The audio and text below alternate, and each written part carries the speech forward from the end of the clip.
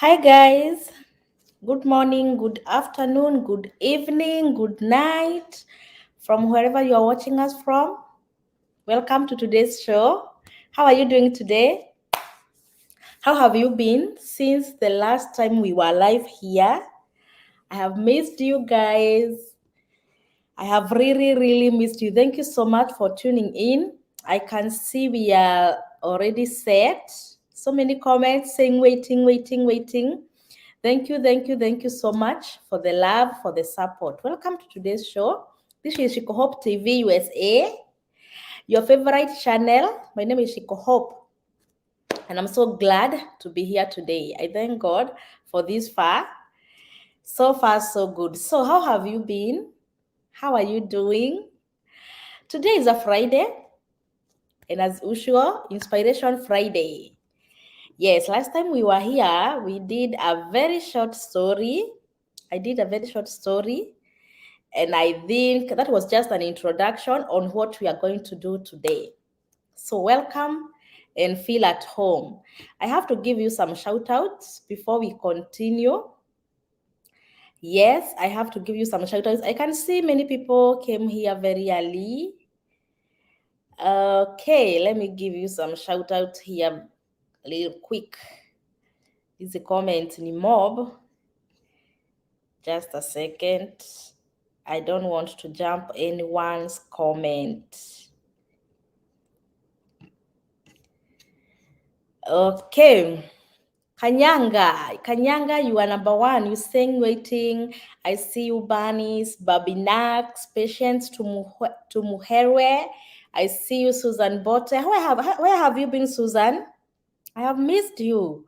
Tauya, yuko ndani kama kawaida. Karemi, Agnes, I see you.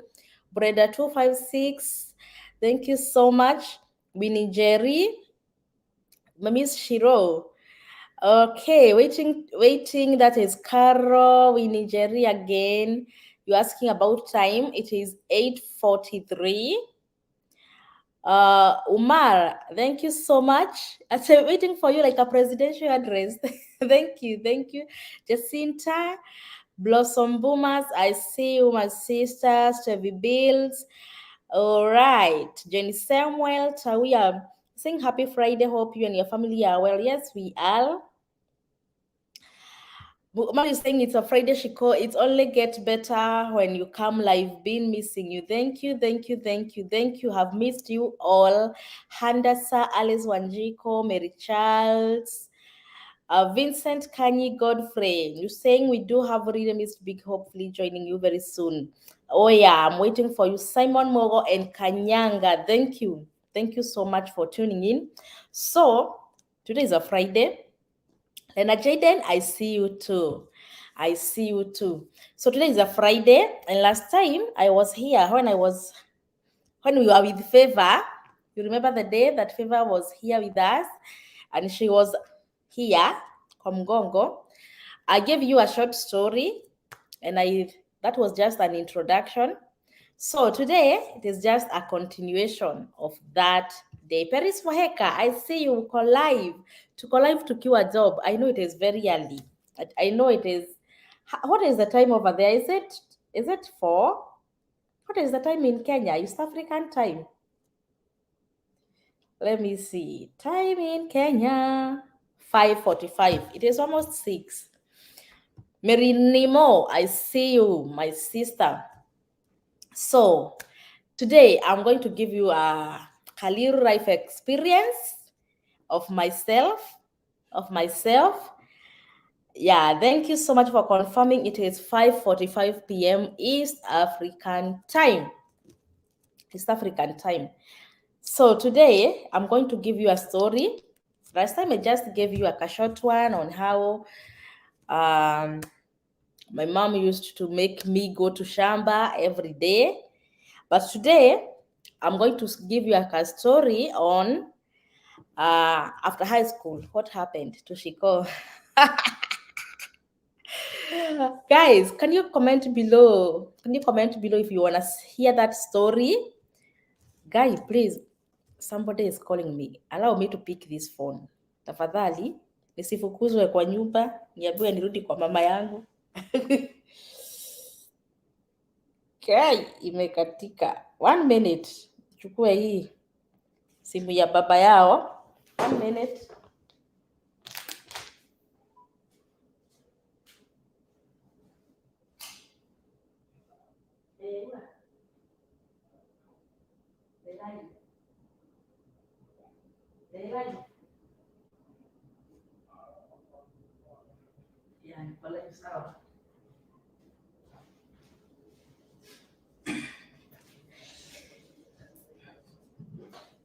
All right.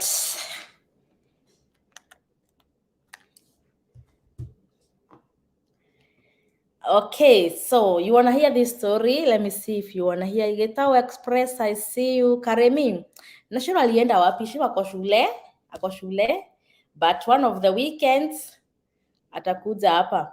Blossom Boomers, you saying sorry a bit late, but I'm here. You are right on time.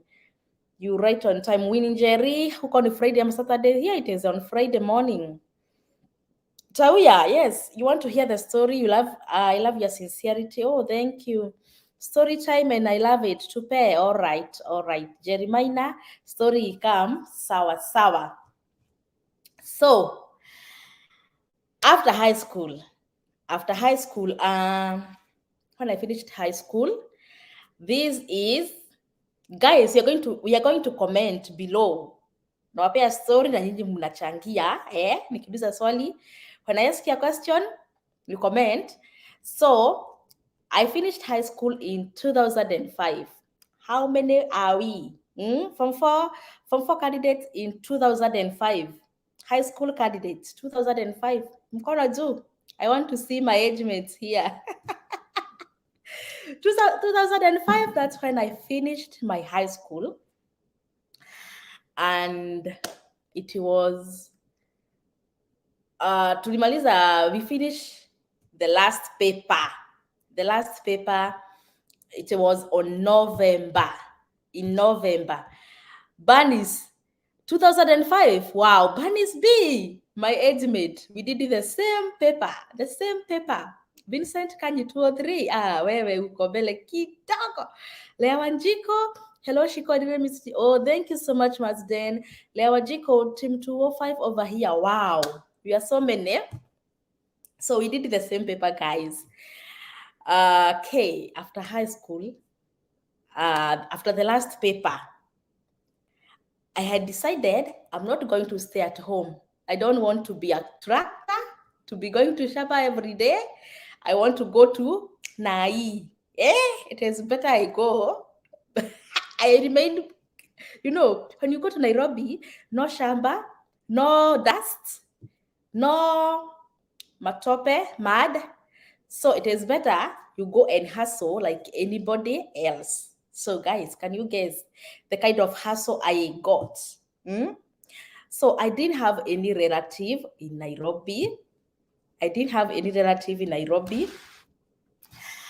And our village, it is where when you finish primary school, class 8, most of people, they were not joining high school. You joining high school, it was a miracle. So for me, I was better. I joined high school. But even after joining high school, after finishing high school, I had to hustle like anybody else. I don't have any relative in Nairobi. So guess what I did, or the hustle I started? I was employed as a house girl. My first home, because I have been to many homes. Jenny Samuel, you're very correct. Yes. Kazi ya nyumba, yeah. So this is how I got the job. I got the job this way. There is near my place, there is a Mama Soko, who used to sell groceries, vegetables. And she had a cousin who was living in Limuru town, who was looking for a house girl. Okay? So this relative in Limuru came to this Mama Soko because she could now tell any girl who is available for the job.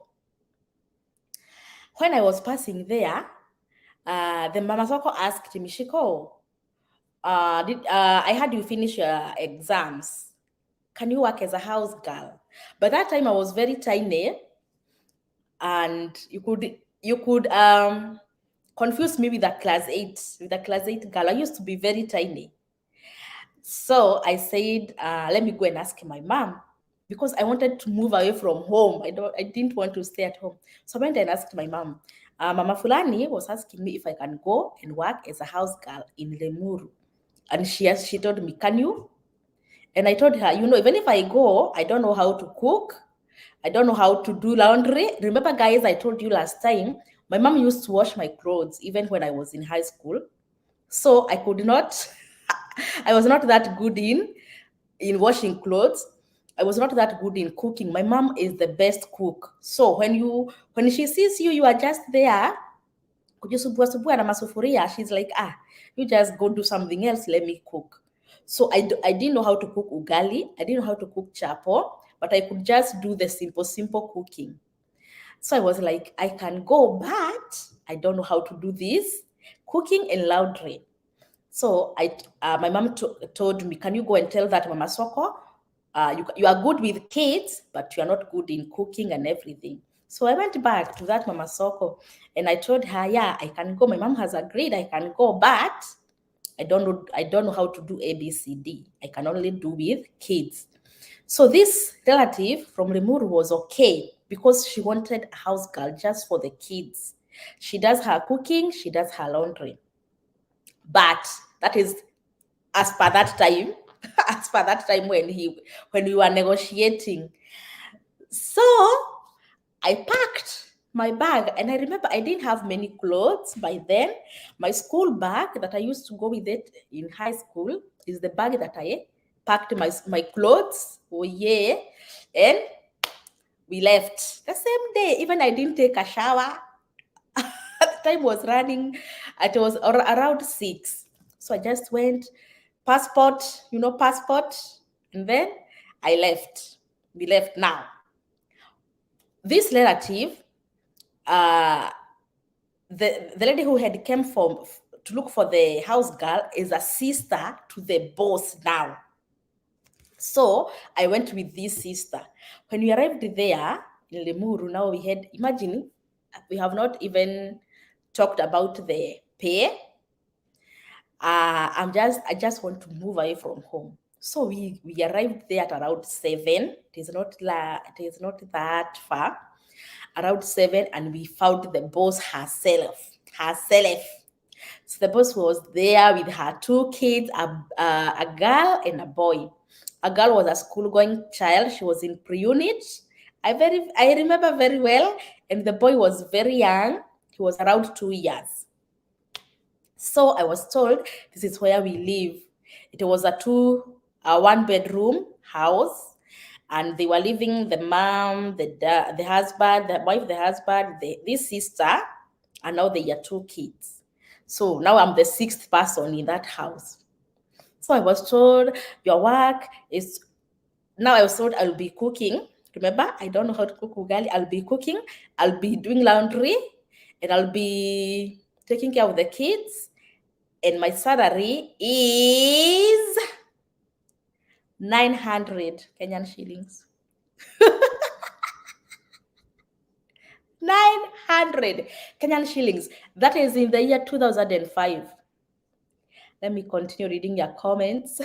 Christine Divo, I see you from Mombasa. Tarigeshiro, thank you so much. Eric, 1981. Really? Wow. That time I was not even born. Dominic, I see you. Okay, God know it's possible. It's people Shiko Wamaju, your boss cannot believe it's you. Oh yeah. Jeremiah, you laughing? Passport shower. Imagine that's what I took. Bunnies, 900 Kenyan shillings in the year 2005. A house girl, 2 kids. And I could do the laundry even for this sister, for her sister. And kuchota maji, from ground floor. We used to live in that floor. Now I could now kuchota maji from ground floor kupandisha. Now I agreed because in Kikuyu we say otare ndare ngoro. Kanyanga, you saying 900? Yes, that is $9. $9. Yes, 900. And I agreed. So we ate supper because we arrived at around evening. So we ate supper, ugali, and that was it. Tomorrow morning, it was on a Monday.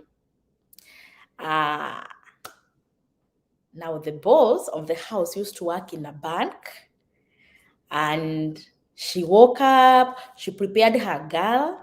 She used to go with the girl, she dropped the girl to school, and then she go to work. The sister is left. Now she's the one to show me how to go about work and everything. So she told me, now, when you do clothes, you wash everyone's clothes, including mine. Now hers. And she used to work. They had a shop. So the sister used to go to the shop, and the husband used to hustle just like any other man. So I was left at around 10. Everybody has left. No food. Just for the baby, for the 2-year-old boy.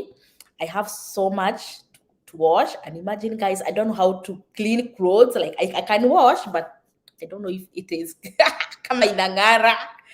Because, guys, remember, I have never done laundry. Okay? At home. My mom alikuwa ananioshea. So they left, everybody. I was left with the boy. And it was a rainy season. It was in a rainy season. So their shoes they had yesterday when they went to church, matope imejaa hapo. I have to deal with that.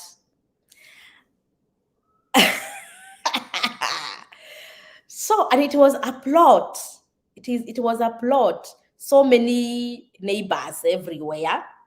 And then these neighbors, it's like they know this one is a new house girl. It's a new house girl. And then it is a plot whereby when the neighbor is doing her laundry there outside their door, the water, maji inateremka inakuja kwenu. So you have to deal with that. Now, if your water now goes to the other neighbor, who is a bad neighbor, they start mehemigi. So you can imagine the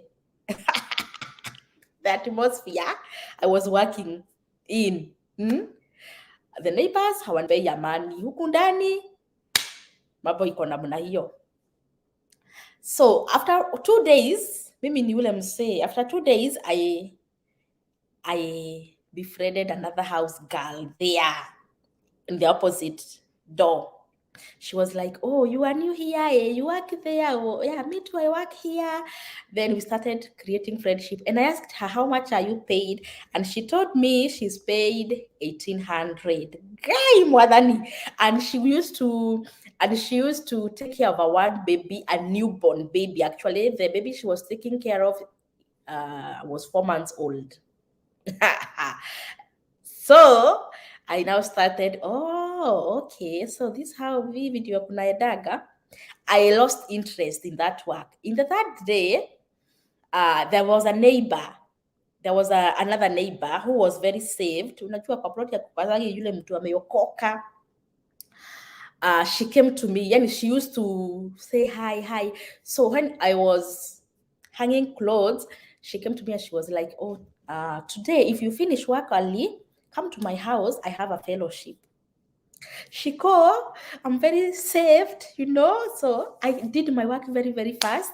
The baby slept, and I went to the fellowship. Makosa. Hey, makosa. All right, let me continue reading your comments here. Hello mama, umepotea sana, uko aje? Niko poa kabisa, my dear. Yes, 900 Karemi. Ruth Kongo, I see you. Dominic Chepkoni, I see you. Kumbe umetoka Bali, Shiko, God bless you. Amen. Jenny Samuel, yeah, nabaki na mtoto. Susan, hi Shiko, I'm requesting you to host me if I win. I know nobody in USA. Don't worry, my sister, wait for me.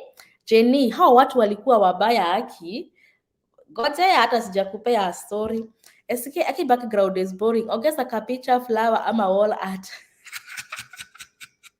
I know it's boring, but don't worry. Big things are on the way coming. Just watch this place, okay? Not this place, this space. Wait for it. Wait for it. Good things is coming. So I went to the fellowship and the baby slept. Makosa, it was on a Saturday. Little did I know that the madam works half day on Saturdays. So she came back when I was not at home. I was the fellowship to a neighboring house there. Okay, we did the fellowship, but when I was in the fellowship, I could feel something is not good. You know, there is that thing, you are here, but your mind is kaina kukikujwa na mtoto. So I could feel that thing. We did the fellowship na tukamaliza, and I went back. So when I went back, I found her shoes at the door, so she's already in.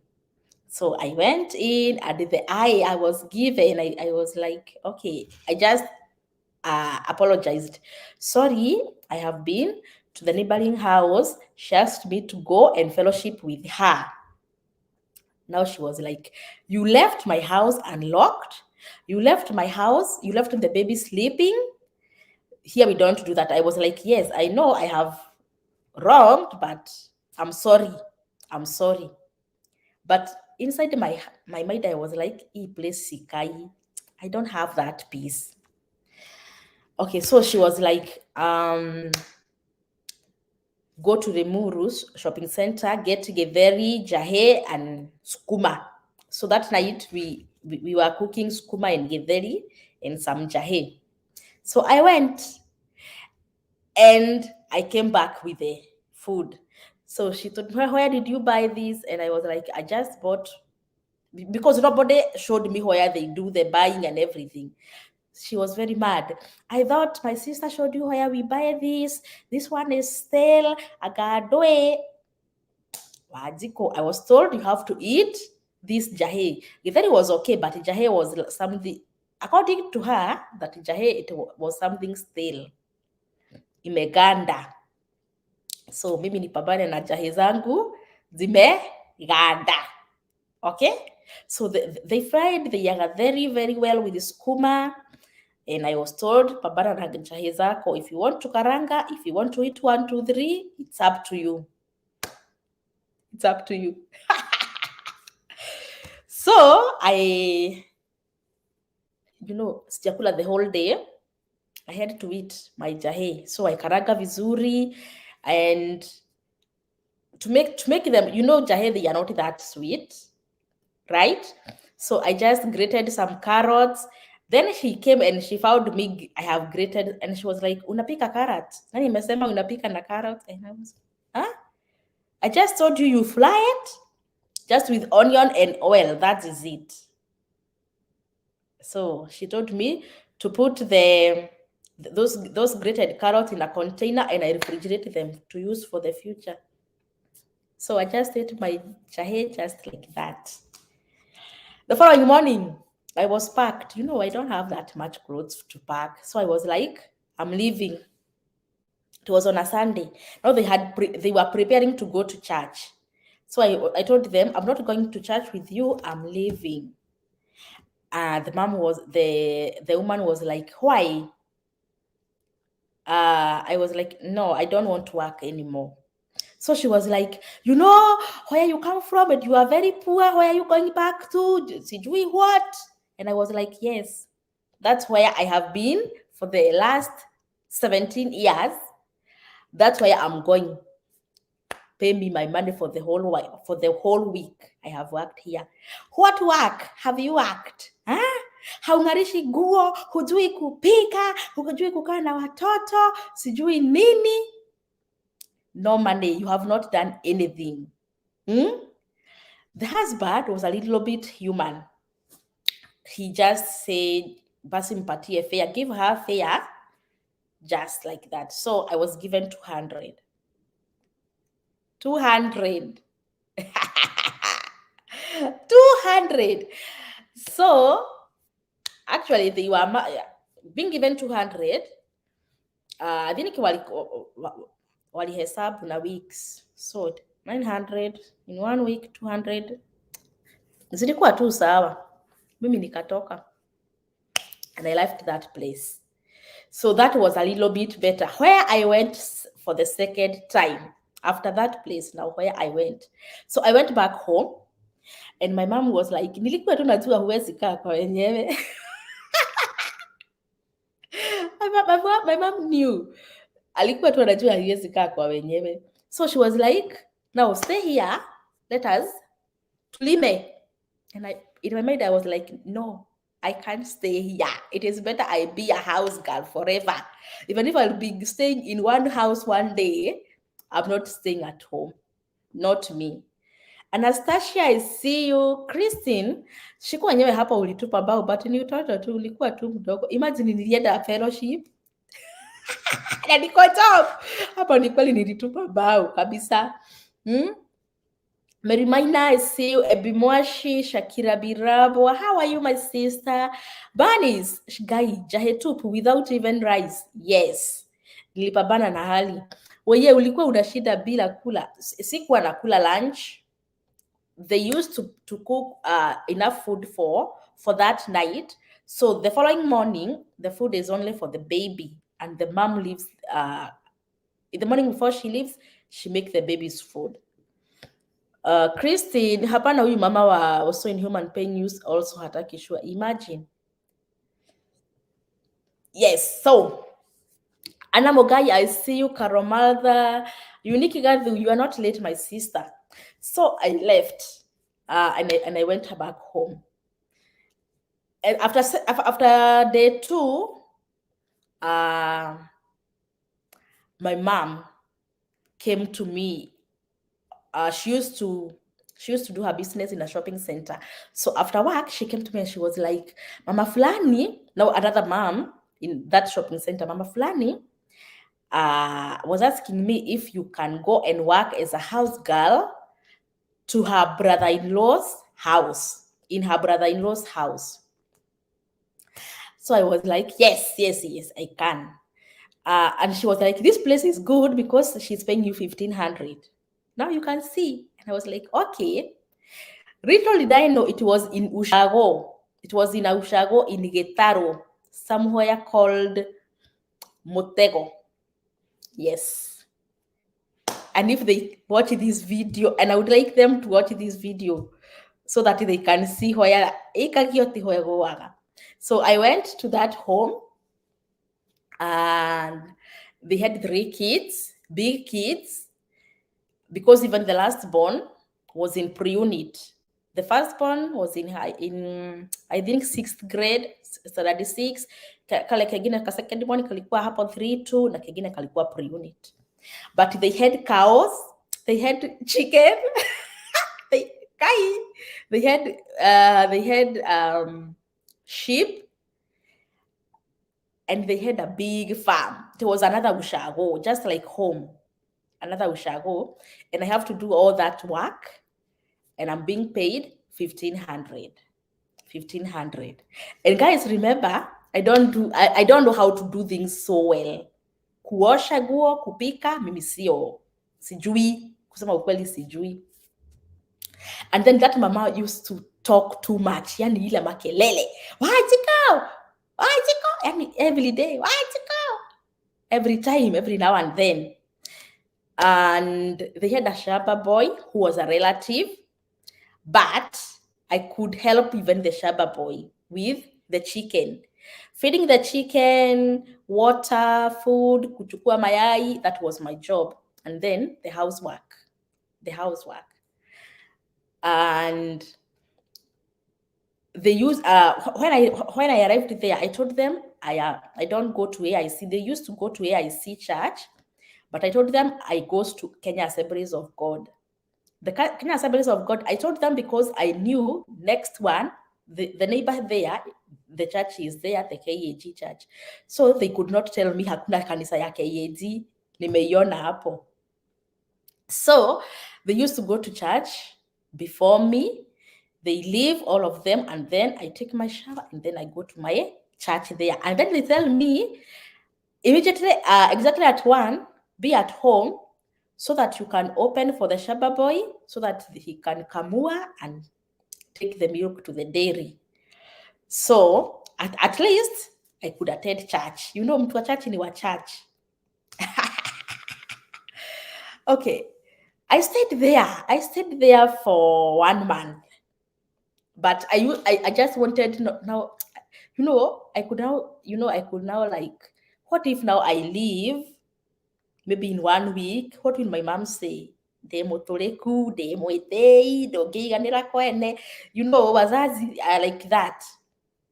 So I just persisted to stay, but it was not easy. That mama used to gossip me with her friends who comes there too. She was like, "Oh, Mama Fulani, so you have another house girl." Yes, but this one, she don't do anything. She's just like my firstborn. Because surely I could not do anything. What I could do better was to feed the chicken. That one I was 100% perfect.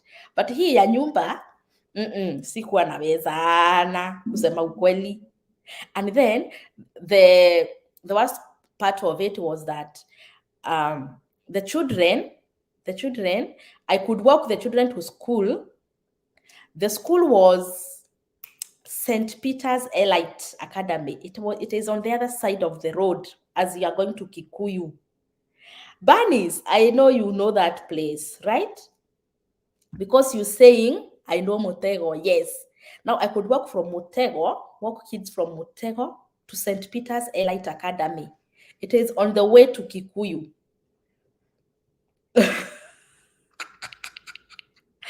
Paul Mwangi, so inspiring. Never judge or despise humble beginning. Exactly. Jenny, you saying hata hivyo alikuwa roho mbaya sana. Novelin, wow, Shiko umetoka mbali. Your story and mine are just the same. I went through hell in my aunt's house till I gave up and got married. Why? Okay. Doka usijali. Hannah Mugai, thank you. All right. Judy, makosa sana Shiko. Liz Jerry. Okay. Liz Jerry was saying, Lily Shiko, that was totally wrong of you leaving the baby and house unattended. And that neighbor, I hate such neighbors who cause other people's house helps. Yes, imagine, I'm very new, but you know what? I just left the baby sleeping and I went to the fellowship. But I apologize for this to this madam. But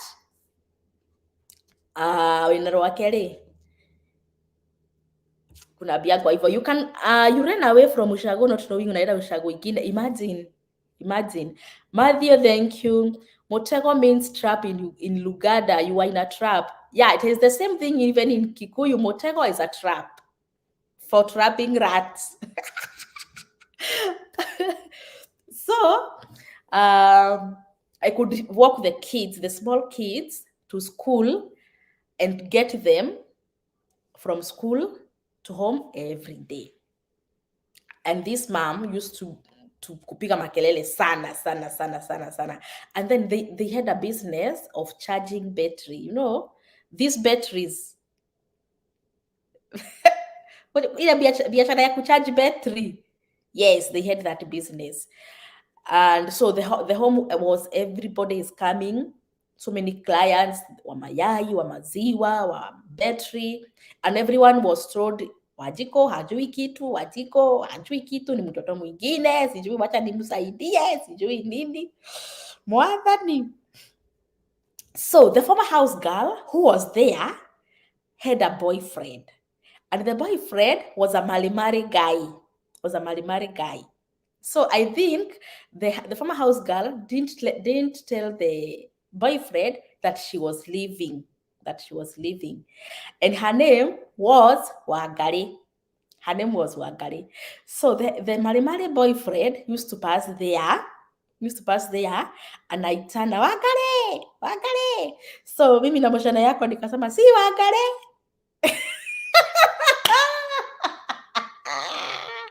Little did I know, she was his girlfriend. Later on, I came to learn it later on when the houseboy told me that that was Wagare's boyfriend. Okay? Guys, remember this is still in 2008, not 2008, 2005. Because it is still in December. Wow, umetoka mbali kweli. Hope someday I will give my testimonies too. God bless you, Shiko. You are blessing. Thank you, Caro mother.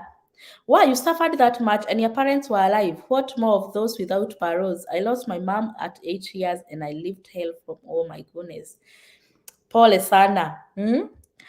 Shiko, which year was it? 2005. House girls with boyfriends, it's always happening. Yes. Kanyaga atisiwa kale mlikuwa unajipeana. Yeah, because when I was cleaning, I was sweeping the compound, singing. Mimi sinyamazangi. Every time I work as I sing. So I was there singing my Kiroho Wibo, my Kiroho song, and I had Wakare, and I no Tuakare, Wajiko, oh Sasa Shiko. Okay, so he came in with Mari things. So he asked me, where is Wakare? I told him, I don't know Wakare. I'm the new house girl who is working here. So we started talking and he left. Then later, the houseboy told me that was Wagare's boyfriend. Okay, I was like, okay, Wagare is not here and he's just a passerby. So he left. So next time he was passing here, he didn't call Wagare, he called Shiko. By that time, the mother of the boss, the madam, was at home. The houseboy had taken a day off, so the mother of the madam was the one who was doing the milking. And I was there doing my cleaning outside hapo kwa tap. I think nilikuwa naosha vyombo ama nini. So the Mari guy passed and he itana Shiko, and I was like, eh? And then he entered, guy, and with the gate, and the madam was milking huko kwa cows. So he came and he started beating stories, the general talk, and then he left. So the madam was like, hey, ogimareta bono mpaka unaleta wanaume kwa nyumba. And I was like, even I don't know his name. When the madam was now making noises, nini, the houseboy came in, and I told him, can you tell her this is Wagare's boyfriend? He just came in to ask for Wagare. So hapo, the houseboy saved me. Okay, then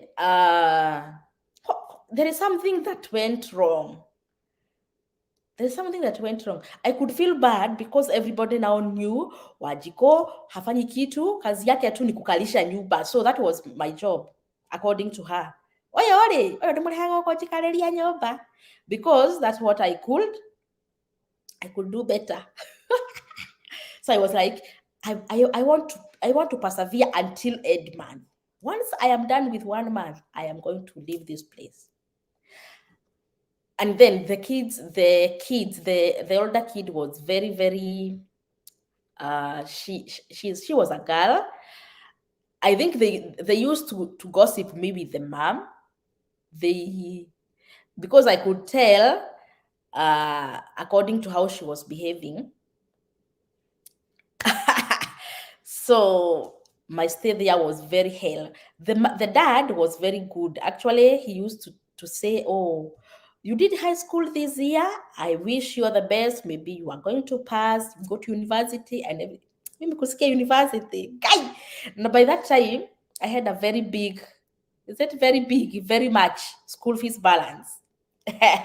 You're not about your university, but even too, he was a very good man. So one day, after the 30th day, I noted these people, it was on a Sunday. So I waited for them to go to church, and then I could not go out with my bag because the houseboy was there. So I disappeared. I just disappeared. I just take a shower and I disappeared. I went home and I told my mom, mimi huko kumenishida kukaa. Tomorrow, go and get my clothes. Go and get my clothes. My mom was like, wewe na wewe, utatoshea wapi?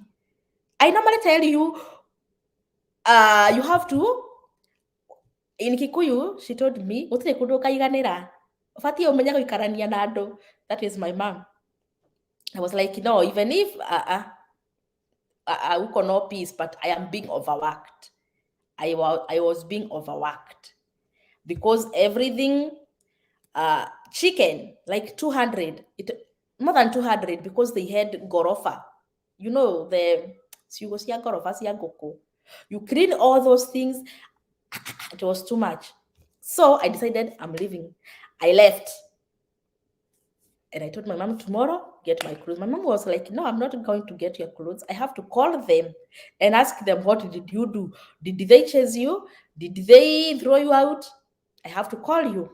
I have to call them. By that time, mobile phones were not with everybody. So she made sure she go to a shopping center and use the simu ya jamii. If you can remember, hizo enzi za simu ya jamii. Kitambo.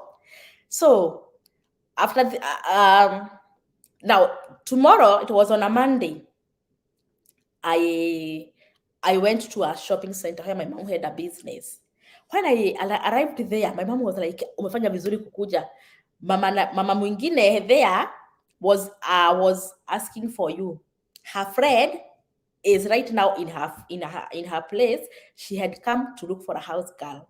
Nilikuwa na bahati ya kuangukia majobs. Okay, Joshua Kasonzi, hope, are you married? Joshua, you want to marry me? Oh my goodness, I'm married. Hi girlfriend, just tuned in. Nili thought live ni ationi, but here I am. Thank you so much, Karo Mureithi. Oh my goodness, today we came early. Tuagarire wajiko kikageuka na wajiko. Yes, unique. Kwisha, I can't imagine the drama ya madam. Wacha tu. God bless that houseboy. Amen. He saved me. Karibu mabo yedeseke mnege house alidiokolea. Jackson, my first live video to be on this platform. Great. Thank you so much, Jackson, for tuning in. Hi, Shi. Thank you. Thank you, Kirote. But walikulipa. Ngojea nikupe. Na si ulikuwa unaangukia kazi? Yeah, mimi nilikuwa naangukia majobs. But hello, hi. Jen 10. Hi, Shiko, just tuned in. Thank you so much and welcome. So, you know, Nani, Jenny, I waited for them to go to church, then I left. So they didn't know that I'm leaving. They had not paid me. I left on the 30th day of my working there. So I left and I told my mom, go tomorrow. Now, she called them on a simu ya jamii and they said, Wajiko just disappeared. We went to church. We didn't find her when we came back. But her clothes are here. Anytime you feel like, she can come and get her clothes. So before my clothes, before my mom could go for my clothes, because I could not go there. Nimetoka sasa mama yangu apambane na hali yake aniletee nguo. Now another friend of my mom, her friend was right in her house and she had come to look for a house girl. So I was like, oh my goodness, na venye nimechapa. Actually, I had worn my school skirt because remember I left my clothes there. So I had worn my school skirt and a t-shirt, just simple. And my mom told me, can you go there and talk to them? So I went there, to that friend of my mom, and I got that lady who had come to look for a house girl. They were two, actually, they were two. And they were, unajua mtu akitembea kwako, you give them an album to see the photos, okay? So they were there with an album. So I went there and I sat next to one of them. So there was a black lady and there was a chocolate one. So my eyes were like, the chocolate one is the one who is looking for a house girl. So I just went and I sat next to the chocolate one, facing the black one. So they were just talking, and then they were like, "Oh, huyu ndiye msichana." And now they were like asking me questions. Have you ever worked as a house girl? Yes. Where? Where and where? So I told them now the latest. I didn't tell them the first one because I didn't want them to see like I am that bad. So I just told them about the last one. I told them, they asked me, why did you leave that job? And I was like, I left that job because they were paying me 1,500, and there were cows, there were potly, there were kids, there were battery.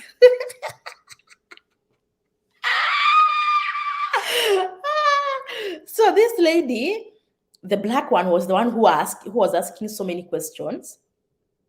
And she told me, okay, me, I'm looking for a house girl, but mimi sina ng'ombe, sina kuku, mimi niko na watoto tu, and I pay 1,500. By that time, my mom has joined us. And the lady was like, are you good with kids? Can you stay with kids? And I was like, how old are the kids? Because I did not want to deal with so grown kids. Remember, I was very tiny. So she told me, I have two kids, a 5-year-old one and a 3-year-old. And I was like, perfect. Yes. My mom was like, kama ni hao, you wako sawa na watoto. Because I'm very playful. So the lady was like, me, I just want you to be handling my kids. For laundry, I do wash my clothes and my husband's. We just deal with baby clothes, baby food, and just make sure the house is tidy. Just that. So I was like, all right. So they told me, are we going? Go get your clothes to Ende. And I was like, Miss Inaguo. I left them. So they planned with my mom, okay, tomorrow, get those clothes because it is in Motero. And this place where I just found this job, these ladies, they live in Kikuyu, Kidifamako. So it is very close. My mom pick the clothes from Motero in Getaro, then bring me clothes in Kikuyu, and I'll be good to go. So they drove me to home. I take a shower. This time I didn't take passport. I take a full shower. As they were waiting in the car, and actually nikapata tu kaguo kamoja tu kwa nyumba nikavaa, and tukaishia. We left. So when we left, when we arrived there, the place was so good. I really loved the environment, and I was like, so we arrived, the kids were wakaran, so disciplined, and I was like, oh my goodness, at last, I could feel this is it. There is that feel you feel, hapa kuko sawa. So I lived there. Let me read your comments here. Joreen Wamohu, I see you. Josephine Joki, she come following Aki nimecheka. Oh yeah. Elizabeth Mosioka, Eunice Kamande, Shakira Birabo, Ashiko, you are just stubborn. I can't say I was that good too, but I could not persevere being treated badly. No, Lucibogua, I see you. Unique, Gadu, the chocolate you had there, Shiko. Karamada, thank you so much. Laughter is contagious. What a passport. Where? I know Kidifamako. I used to live in Regen, a few minutes to Kikuyu. Oh, so now Banis, you can connect Motego, Kidifamako. Now, I lived there. Actually, they lived there. The husband, the wife, and the mom's sister, the madam's sister, and now the two kids. Okay, so my job was very, very easy. It was just dealing with kids. But there is a problem. The first day I entered that house, so they were. Now you can see we are how many? 2 kids, daddy, mommy, and the sister and myself. So those are 6 people in the house. So that day they were making ugali. So when we arrived there, the sister had already done stew and maji ya ugali ilikuwa kwa jiko. So you have to be oriented. Okay, this is where you'll be sleeping, this is the bathroom, this is the kitchen, this is. So the madam was like, Shiko, kuja nikuonyeshe kupika ugali. Oh, okay, not kupika ugali. Come I show you how we cook ugali. Okay? So his majiko ya gas. Yeah, it was a high class home. And the madam was so good. The sister was so good. The husband was so good. The kids were good. Everything was perfect. But this is the problem. So I thought she's showing me how to cook kids ugali, because the kasufuria, the pot that she was using to make ugali, it was so tiny, and I could not imagine that this ugali is for 6 people. So I was just there seated, not seated, standing, because I could see this ugali is for kids. The 2 kids can eat this and nawashibe. So because I told her I don't know how to cook, and she was like, it's okay, I do cooking. If I don't do cooking, my sister will cook. But for you just be dealing with kids. All right? So I thought ika ugali ni ya watoto. Then she did the cooking, ugali ikaiva, and she was like, tudani tukakule, and I was like, kai, hii tunakula sisi wote. And the way I was hungry. Guys, remember, I had not eaten lunch. Tumeshinda huko tukiongea mambo ya job. Then, this is the kaugali. It was so tiny. I was like, mwathani. Aki hakuna mahali nitaenda nikose tumashida. Now this place, kashida ni ugali kamekuwa kadogo. Now, the sister served the stew. 6 plates stew. But kaugali, I thought mtu anapikaga kaugali kake because it was so tiny. That day nilirarira. That day nilirarira. Imagine ugali inakatwa hivi na wanabakisha, and I was like, really? That night nililala nikisikia baridi, but I came to kuzoea. Karen Joroge, Shiko, you came to my neighborhood. You live in Kidifamako? Chuti, I'm following attentively. Go on, Mama. Thank you. I'm doing good. Jolene, haha, we are watching live with my little daughter, and she's like, anakusalimia sasa. Oh my. Hi, baby girl. All right, Concepta. People come from far indeed. Yes, we do. Jenny Samuel, we check her too. So that was the first day, but my stay there was so good. Now, this is, when was this? In January 2006. In January 2006. I stayed there the whole of 2006. Guys, the place was so good. I stayed there for that whole year. The results came out, the Form 4 results comes out in February, I think. She told me, Shiko, can you go home and check your results? Because I don't want you to be working as a house girl forever. I want you to go to college. Go home. Let me give you an 3 days off. Go home, check your results, and then come back and tell me what you got. Your Form 4 certificate. Okay? So I was like, oh, now she paid me my money, my first pay, 1,500. Na kaniongezea fare. And actually, she gave me 2,000. Tina sukari ya mom. So I was, my first pay. So you know what? I have to go and buy some clothes, new clothes. At least watu wakiniona wajue, hey, huyu ametoka tao. So I went there in Kikuyu, nikanunua tumangua hivi na tuviatu, nikakuja nikajipondoa, nikaoga nikatokelezea na kishopping. Imagine nimetokelezea mama yako na kishopping hivi. Then I spent the first night at home. The following day I went to school. I checked my result. I had performed not that bad, but I had my good grade. So the following day I went back to work. I told her, Mama Fulani, this is the results. And she was like, oh, Shiko, so you are this clever. What do you want to do with your life? What course would you like to take? And that's a sijui. So I used to like to be a broadcaster, someone who works in radio or TV. But I was like, she told me, but hesabu haujanini vizuri. But the others, Kosawa, English and Swahili, you good.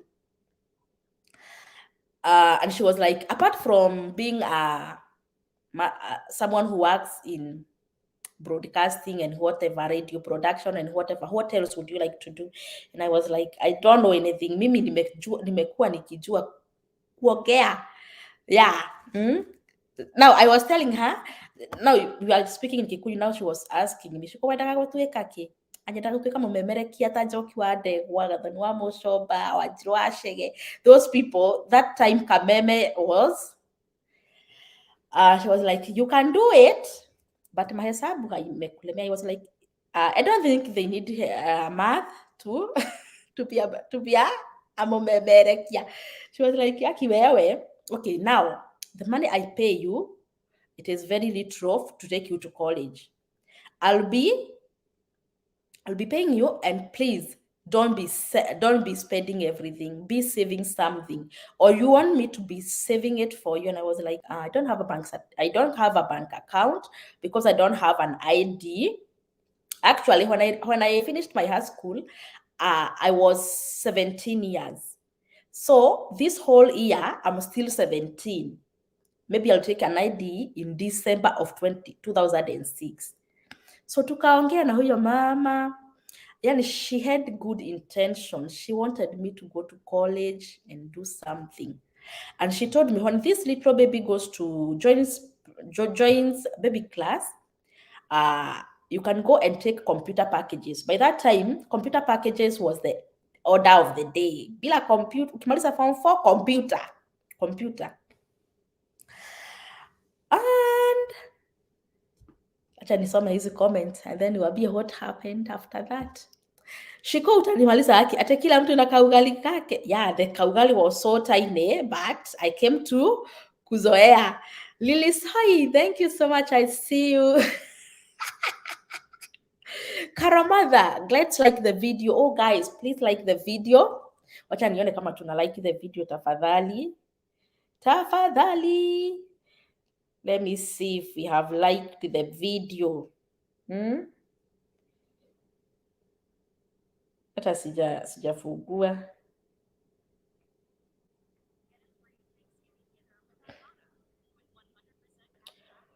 A 100 people watching and 41 likes. Kindly guys, let's like the video. Rosa, we bless God. Shiko, ulipitia mambo kweli. Yeah, tumepitia kwingi. So that mama talked to me and she told me, Shiko, I know you. You can become what you want. You can become what you want. You have what it takes.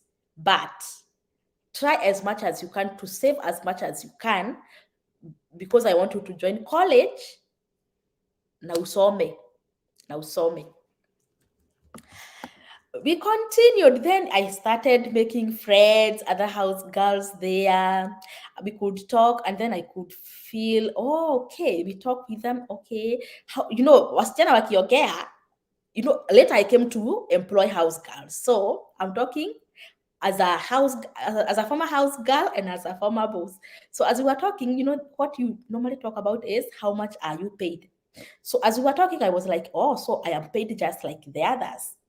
The others are like 15. The highest had 2,000. So I was in the range. So these people are not that bad. Tukakaa mimi, when I get my money, I save. I could save. Little did I know that these people, my boss now, they were on their way to America. They had one green card, but Shiko didn't know anything about green card, and they didn't tell me that they are on their way to. I could now see they are now selling things. So they started selling the dining table, and I was like, maybe they want to upgrade. So we could now eat from the living room, not from their dining room. And I was like, okay, so you guys, you want to buy a good dining table. You want to upgrade. Richard, hi Shiko, thanks for your good work. I have been following you and watching your video. I'm learning a lot and keep it up, my dear. Thank you so much, Richard. So by this time, it is I have stayed there now for the whole year. For the whole year. I could now, mtoto ni mtoto. I was still young by that time and I was not that much exposed. But guys, before now, I come to how I left that home. Let me give you a incident. Not one incident, but two. Are you ready? Are you ready? Na hii ningesahau aki ningefanyia hii live ningeirudia tena ndio nifikie hapo. Thank God I remember. So guys, I just told you where we were living. They were classy flats. Those flats.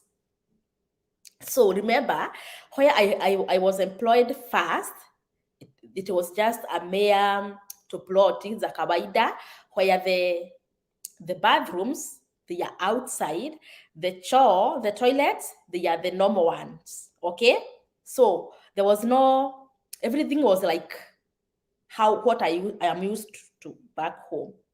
The bathrooms, no shower, but the normal ones, you go with your karai and you take a shower, you go to the outside outdoor toilet and you do your business there. So that was the first place where I was employed. So nothing was new. The second place was in Ushago, in Motego. So everything was Ushago, just like home. Everything is just like home. So nothing new. So this place, now the Kikuyu one, everything is new. Everything is new to me. Okay, remember I have been living in Ushago for the rest part of my life. So this is the new place I have ever been with new things. Okay, so when we ate that kaugali, the first day we slept. The following day they left. So I took the babies to school, the first baby to school, and I was left with the small baby. And then we at 3 we went to pick the big girl from school and we came back. All this while, sijaenda choo. Sijaenda choo because I'm like, now which one is the toilet? There is the bath. I could see this is bathroom because it has a shower. I could now imagine how it is done. But now this bowl, the white bowl, I have never seen it before. I remember yesterday night I was shown hii ndio choo, hii ndio bafu, na tukaenda shughuli zingine, but nobody showed me how to use the toilet. Madhani, imagine now it is at 3, sijaenda choo kwa wenyewe. So I was like, oh mwadhani, sasa nitakaa hivi mpaka saa ngapi? So when we picked the baby, the girl from school, I asked her, Nani, choo ziko wapi? Where are the toilets? And she told me, here is the toilet. She was very sharp. She was very sharp. So I was like, I don't think this is the toilet. I don't think this is the toilet. This place is so clean. So she just asked, I'm the auntie. So she just sat on the toilet na kasusu. And I was like, what are you doing? What are you doing? Then she flashed. Ooh-wee, makosa. Mimi, I was like, what have you done? I was like, umeharibu.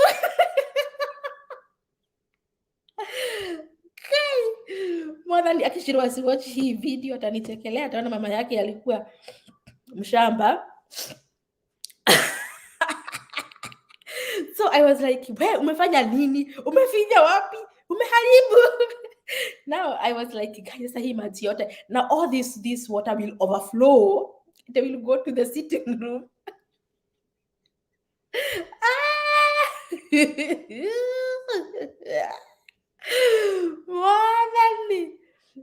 Guy, I can't forget that incident.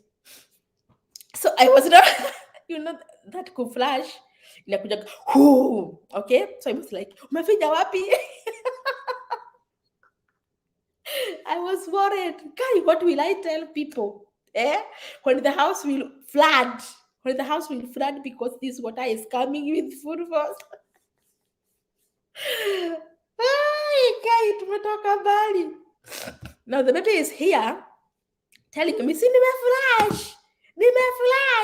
Now I'm like, kuflash.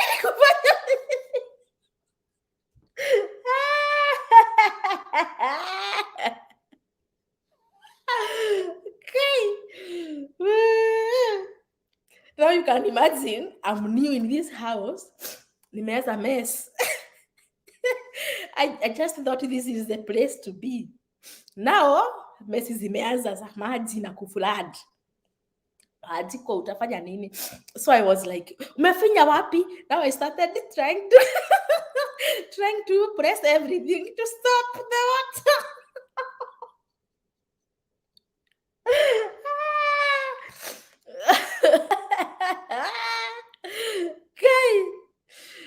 Aki story imenikumbusha wapi? Nako hapa kananiambia, nimeflash. Sijui kuflash ni kufanya nini? Kai. Woi mwadhani. Now it is stopped. Now the water stopped. Now I was like, umefanya wapi? Hebu nionyeshe umefanya wapi? Umefanya aje? Umefanya wapi ndio iflash? Now she taught me how we flash. Now I was like, okay, tokeni na mimi niende choo. So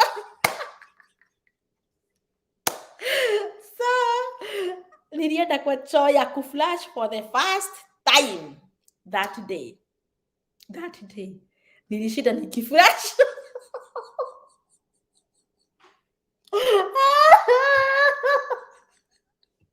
Guys, let me pick a hard cut.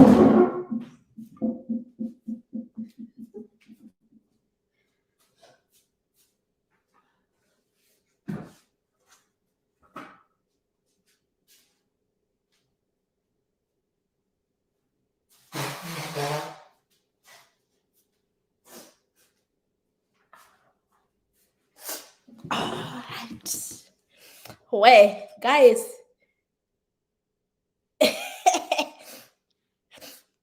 So that is it. So mimi nikajua kuflash. That's when I did my flashing, my first flash. Nilishinda nikiflash. So the worst part of this story is this. So when the mom came from job in the evening, the babies were like, Mami, shiko hajiko.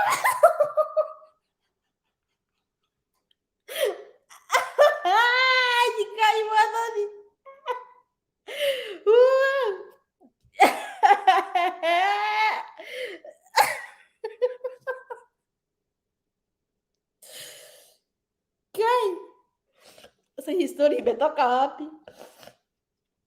Okay, let me read some shout outs here. Nimecheka. All right. Guy.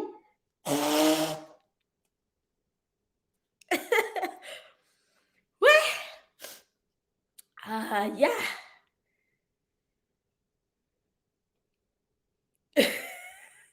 Jasmine, shika utanimaliza laughing loudly with my daughter. Oh my. Shakeni kabisa. Me too, I'm laughing here. Kanyanga, you never seen or used a bowl toilet. Imagine. I'm used to the normal one, the outside one. Ila ya kawaida. Banis, ushamba nayo, wacha nikwambie. Anamogai, chekeni kabisa. Jenny. Peter, that is testimony. You need to write a book. One day I will write a book. One day I will write a book. Nyamwadhi. Kanyanga, ati kuflash ni kufanya nini ushamba, but that is fast.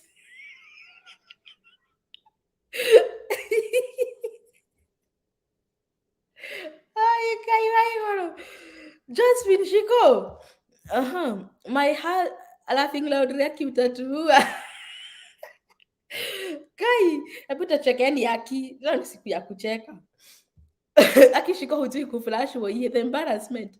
The best thing ni watoto walinionyesha, walinifundisha. Ayo ni yake okera. Aya, sawa, acha niondoe hizi. Unakuja huku nikiambia watu stories za kuflash choo wewe. Shiko, guess what? I'm getting inspired to start a YouTube channel because of you. Please do.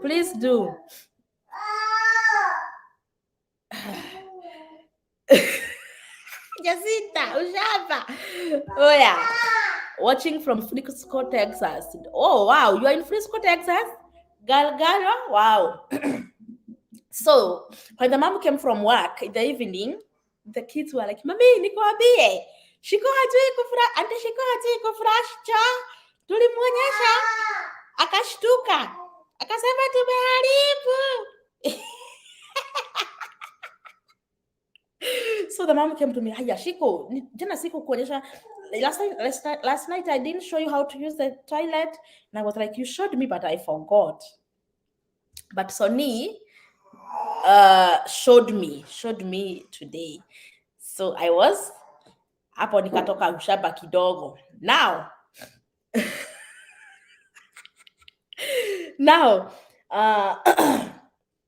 mom said we are going to cook githeri. She used to make her own githeri. Now she had a pressure cooker. You know the pressure cooker. So she told me, you be in the kitchen as you clean the utensils. Let me put my githeri here with this pressure cooker. So I was like, in sufuria ya masonko. You know the way pressure cooker is, it is very classic. So I was like, in sufuria masonko. So the githeri was there. Niko tu hapa naiba nyimbo zangu tu nikiosha vyombo zangu kama kawaida. Then pressure cooker inatoa ile sauti.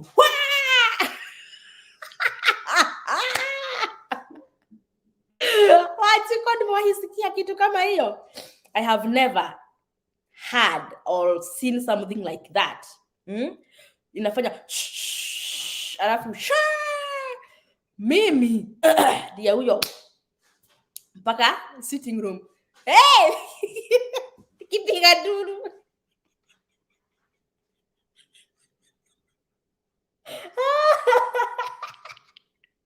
Hii sufuria imeharibika.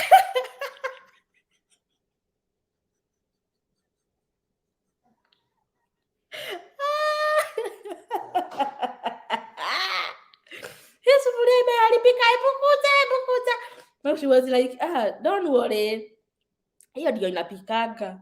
And I was like, by that time, it has now stopped. You know, it does like, and then it stops. And then, and then it stops. So she was like, don't worry. Hiyo inapikanga hivyo. That's how it cooks. So I was like, I thought it will just do it once. And then that will be it. Now I went back. Now slowly. I don't want trouble.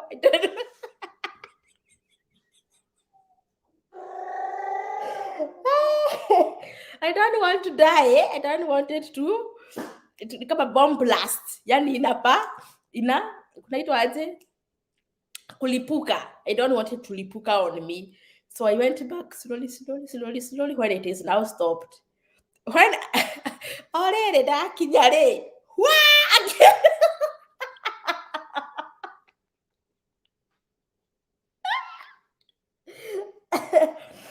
This time I didn't scream. I just watched it, how it works. And now I came, nikakuwa sasa natoka ushamba. Why should usiwahi watch hii video?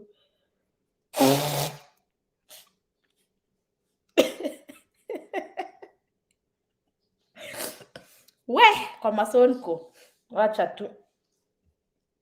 Let me Nicholas Otieno, I see you. Jacinta, leo utatuvuja bavu aki.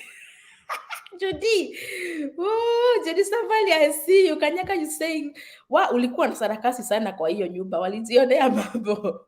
But you know what? They understand me. They understood my ushamba. Getawe Express. Hey. Banis, ulikuwa na sarakasi sana kwa hiyo nyumba, walizionea kabisa. Unique girl, the pressure cooker ain't a joke though. Yeah, ain't a joke, but you know, for the person to see it and hear that sound for the first time, we unaenda mbio ukiwaambia huku ni kurahia.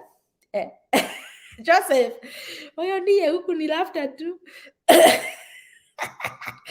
Faidhi Waliara, I currently live in Kidifama. Kona Shiko, umetembea Kenya. Sijatembea sana. Rogers, here I am too. Hi Shiko, been a while. How is all Team Shiko doing today? We are doing good. Today is a story day. So that's how I stayed now with that family for a period of 1 year and some months. It was a very nice place. I really liked that place. And they were very lucky to go to United States of America. United States of America. So how did I leave that place? The madam asked me if I want her to recommend me to her friend to work there as a house girl. And I was like, I don't think I can work in another person house, like, and feel free the way I used to feel here. So she asked me, what do you want me to help you with? And I told her, maybe you can get me another job, maybe in a supermarket or in an exhibition or in a shop or in a hotel. Then I can rent my own house and start life. So she was like, oh, I can give you some things to start life. She gave me some utensils. So I just bought a mattress and beddings. And then she got me a job in a supermarket. Now, because now they were leaving to the United States of America after green card lottery win. Shiko Hakiwa, you have made my okay, Beatrice. Shiko, donaingia. Baby is asleep today. Hope sijachelewa. Baby is not asleep. Ameamuka. Umemsikia. Legacy Product, first time kukupata live, doing a good job, Shiko. Umeamua leo tucheke. Yeah, today is a laughter day. So they left. They left the country and mimi nikaanza kazi yangu ya supermarket. So I was being paid 6,000, and by the time I got that job, I didn't have an ID still, but she talked to the boss and he employed me through the trust he had with this madam. So I was paid 6,000 every month. Now our supermarket was competing with the Fairmart. After a while, I think Selfridges was started. Selfridges. And then there was another supermarket that was opened on your way to the Barclays Bank. There was another supermarket that was opened there. I can't remember the name. Because Selfridges, it is down there. Ule side ingine ya barabara. Now, and the supermarket that I was working in, it was not that big. It was just like a mini supermarket. So job went like that. And then the boss there was like somehow tabia baya. And I was like, no, I can't take this anymore. And I left that job and I started, I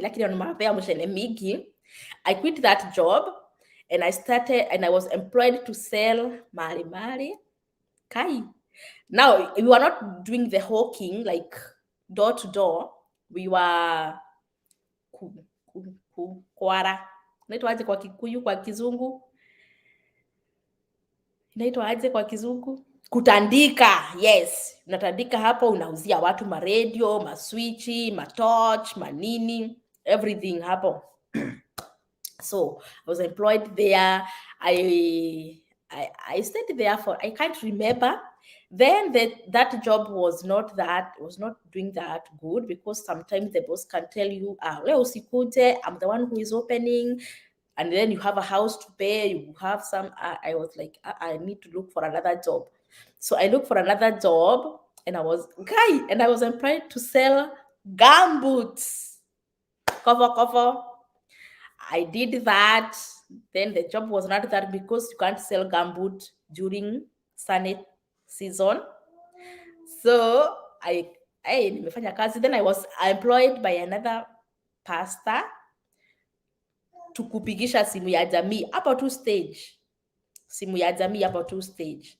So hapa tu kulikuwa tu kupoa, because I could now just open the shop. That was that container, simu ya jamii, Safaricom.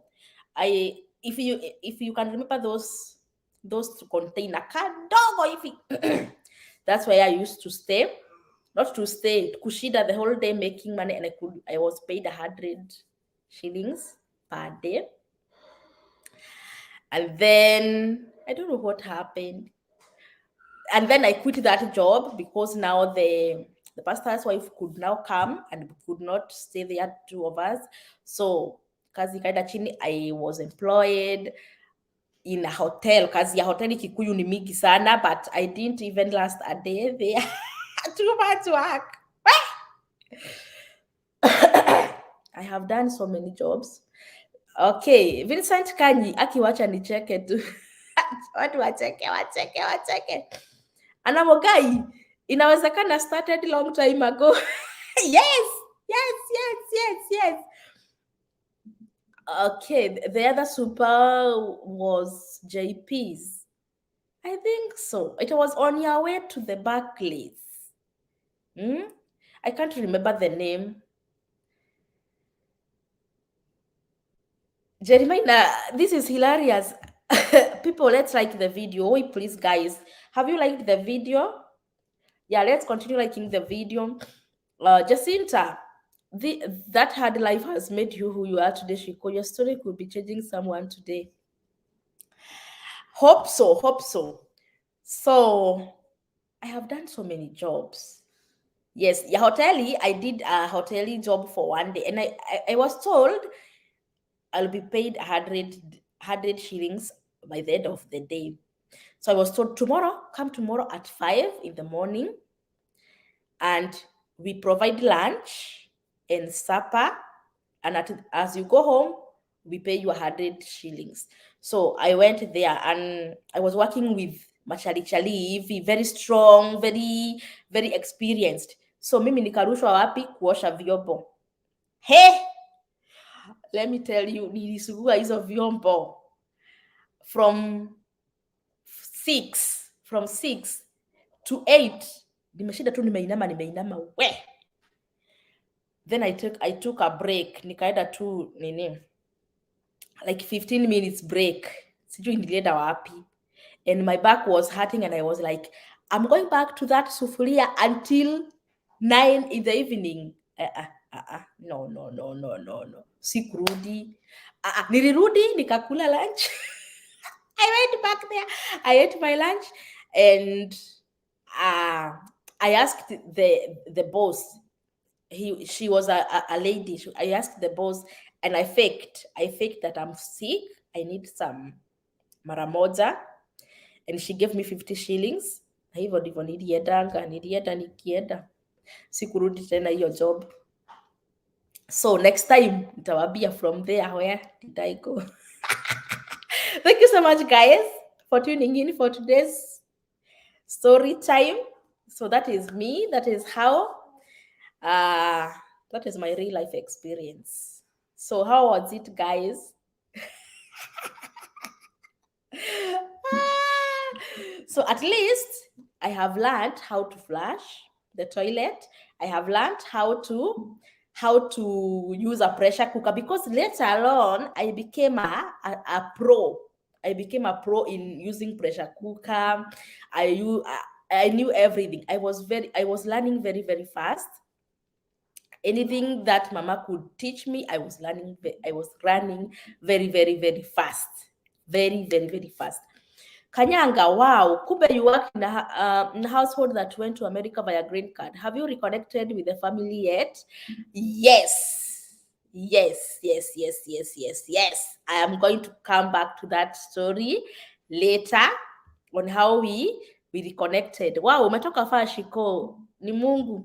Maina Shege, Peter Maina Shege. Hi, Shiko. Very good story. Say hi to Peter. Yes, I will. I will. So, Kanyanga, to answer your question, yes. When we were selected for DV, we were selected for DV, I called her because we still kept in touch. I called her and I told her, you know what, we are coming. I didn't know the states. The way you can't tell Nairobi, Nakuru, Kenya. There is Kenya, there is Nairobi, there is Nakuru, there is Mombasa. So I could not tell Texas, Dallas, Houston, Missouri, which is a state and which is a city. So I called her and I told her, we are coming to the US, we are coming to Dallas. And she was very, very happy. And she was like, who is your host? I would like to host you. If you don't have a host, I would like to host you. And I told her, we have a host. And she was like, just come here. I'm so, so happy for you. By this time, imagine from 2007 to 2018. How many years are those? 11 years. That's when we reconnected here. So we keep in touch. Even today, we are still in good terms. We still pick an easy story. We normally remember them on call and we are like, oh my goodness, tumetoka mbali. Yeah. Jenny Samuel, wow, umetoka far, Shiko. Yeah, everybody has a story. Write a book, Shiko, it will sell. I will. So heart-touching indeed. God give me a chance I explain mine someday. Sure, one day you are going to explain your story. So that is it. So you guys, you can ask me where did I rent a house after being given those donations? So I could not afford a house in Kikuyu. The houses in Kikuyu, they were a little bit costly. So I rented a Kamabati house in Kehuguro. A Past Alliance, the other stage, hapo Kehuguro. That's where we rented. Before I rent a house, I went to no, because I was employed as a house girl in the Dogoto Teachers College. Kai, sasa hapo nilienda lini? Dogoto Teachers College nilienda lini? Nilienda wapi? Kai, I forgot. Ooh. Yes, I was employed as a house girl in the Dogoto Teachers College, in those teachers' homes, teachers' houses there. There I stayed for 1 month. Now after leaving my Kid Pharmaco boss, I think venye niliacha kazi ya hoteli, I decided I can't afford to pay my bills. Now bills ni nini? Hiyo nyumba. And I was like, I have to go back to house girl. And I got a job in the Dogoto Teachers College. Now that is where I came to learn that I can be a teacher, because my friends there, now by that time nimekuwa mkubwa kidogo, I have an ID. I could now, the boss who had employed me, his son was in this college, the water teachers college. So when he would come home in the weekend, now we could talk. How is college? How is teaching? How is everything? That's when I developed now that kitu ya kukua teacher, a teacher. But I didn't stay there for long. I left.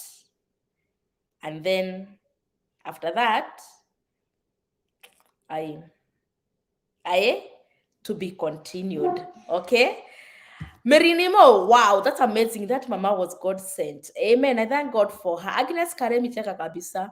How about your dad? Did he approve of all these jobs? We, ebu achana na dad. Achana na dad. That is a story for another day. It's a story for another day. Wow. So guys, that is it. That is how I did after high school, the hustle. And that was in 2 years. In 2 years, nimefanya hizo kazi zote. Yeah, I don't think there is any job that nimeacha behind. Simu ya jamii and kuuza kofokofo. Kuuza kofokofo ilikuwa kazi ya nini, ya Rashida. Jeremiah, you have added more days by laughing. Kanyaka, it's an inspiring story indeed. Christine, shiko my ribs in a story yacho. Why? Actually, I don't stakaki kukumbuka. And let me tell you guys, mshamba ni mshamba. Imagine after that Kabebi showed me how to do the flashing, and I told them, okay, now go out, let me use the toilet. I stayed in that toilet for like 15 minutes. Flashing, inamaliza flashing, because I wanted just I know that month the water bill went so high in that home.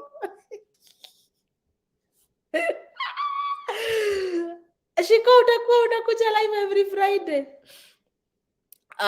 Yeah, I'm not promising, but most probably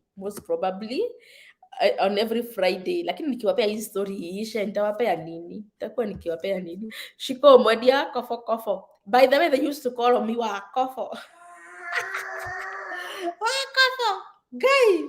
Sasa hiyo mwenye naitwa Wakofo ni kasichana ka 18 years. Oh yeah. But God is good. We thank God. So far, so good. So I can be a good business lady. I have done business. I can't be a good, but I can't be a good hotelier. Maybe kuosha vyombo ili shida. Ili shida. So next time we are going to start from where tumefikisha leo. Tumefikisha wapi? Hapo kwenye tumefikisha. After that, what happened?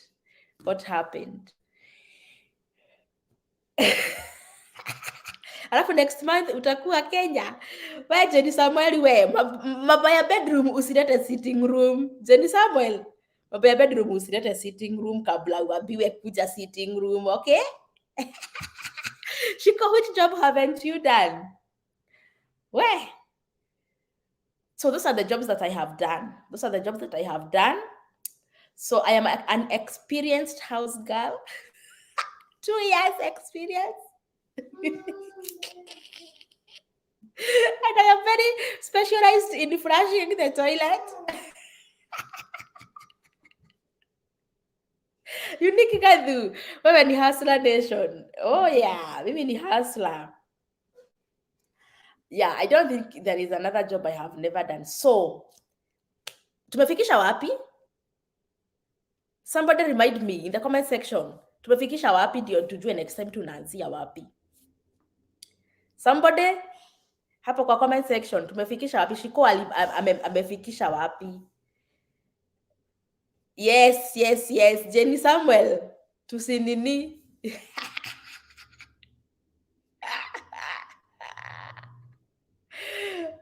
Kwa college ndiko tumefika.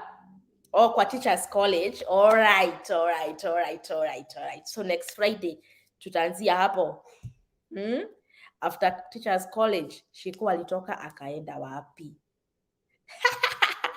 Peter Maina, Tekehukuro. That's why I used to pack. That was my base. Ezra, Sahido, unaingia. Oh, we almost done. Banis, professional. Professional house girl.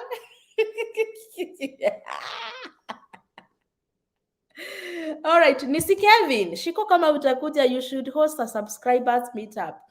Yes, wait for it. Wait for it. Anything coming up, Shiko Hope will let you know. Okay? Just stay tuned. Just stay tuned. All right. So, guys, let us call it a day. I didn't know it will take this long, 1 hour 36 minutes. But tumecheka. Nimecheka mpaka nikalia machozi nikikumbuka. Tumetoka Bali. So guys, bye. Have a good one. But before you leave, have you liked the video? Kindly like the video and then subscribe if you have not yet subscribed. Here we share everything. Here we share everything. Like now, I am sharing my story. Maybe someone will be touched. Maybe someone will be inspired. Judy, there is God in heaven and for sure inawezekana. Yes, inawezekana. I once visited my cousin's wife na akaniambia pole. Na akaniambia nisipike food na saumu kwani mimi najua saumu ni nini. I had already cut the round onion. Nilienda nikaenda nikabai ile ya matawi. Oh yeah, kai. Karemi tuko wengi. Emmanuel, Shiko, you made my day. Thanks a lot. Tumecheka pia, we have learned something. So next time we are going to start from where tumefikisha. Hi Shiko, you remind me of my journey, but God is so faithful. I know everyone has a story to tell. I know even my mom, when she watched this video, she will say, "Guy, kaiwa hanagate ya mwana wangu." We, unajua nilikuwa house girl wewe. Unajua sikuwa najua kuflash cho. Unajua sikuwa najua kuflash cho fever. Okay. Karen, wapi kehuguro ya thogoto? Past Alliance, the next. Past, and then there is that uni. There is that, is it Kai Mwadhani? There is that uni in Kirea. Past Alliance, there is that uni. Ni university gani hiyo iko hapo? Ni University of Nairobi? College of Education. I think it is the one. Favor. Wewe. Okay guys, wacha nitumalizie hii story hapo. Tuta continue next time. The baby is here, she wants to come live. Utaanguka mama. Okay guys, bye. Have a good one. See you in our next videos. Bye.